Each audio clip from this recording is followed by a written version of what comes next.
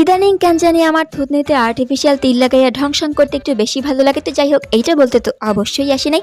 মানে ওই যে ধোসা খাইতে গেছিলাম ভাই, মলের যে অবস্থা, খালি কবুতর উড়াউড়ি করে। আমি তো ভাবতেছিলাম কখন জানি প্লেটের মধ্যে আসা টুক করে এক্সট্রা চাটনি দেওয়া যায়।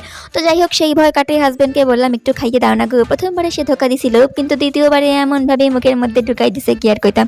তো যাই হোক, পরে নিজের হস্তেই মনোনিবেশ করতেছিলাম খাওয়াই, কিন্তু এই যে পিছনে লাল মিয়া তাকাই তাকাইয়া ইরিটেট করতেছিল, মানে দেখতেছিল যে ও আমার ঢং দেখতেছিল যে আসলে একটা ধোসা খাইতে কি এমন ঢংসাং করা লাগে, ভিডিও করা লাগে। ও তো জানে না আমি একজন কন্টেন্ট ক্রিয়েটার এখন। তো যাই হোক, পরে একটু ক্যামেরা অ্যাঙ্গেল ঘুরাই দিয়েছিলাম, পরে আবার লাল মিয়া চলে যাওয়ার পরে যথাস্থানে ক্যামেরা রাখছিলাম। ভাই, ধোসাটা এতটাই টেস্টলেস ছিল। আমি প্রথমবার খাইছিলাম বসুন্ধরা, মানে বাংলাদেশে তো মানে ধোসা আসলে ধোসার হাব না। তো তারপরে বাংলাদেশের চাটনিগুলো এতটাই টেস্টি ছিল, কিন্তু তারপর থেকে এই যে ইন্ডিয়া এসে যতবার ধোসা খাইছি ভাই, এতটাই টেস্টলেস নাকি আমি ভালো ধোসার সন্ধান এখনো পর্যন্ত পাইনি, আমি আসলে বুঝতে পারি না। তো যাই হোক, আমি খেতে থাকি, তোমরা ভালো থাকো, টাটা, লোভ দিও না কিন্তু।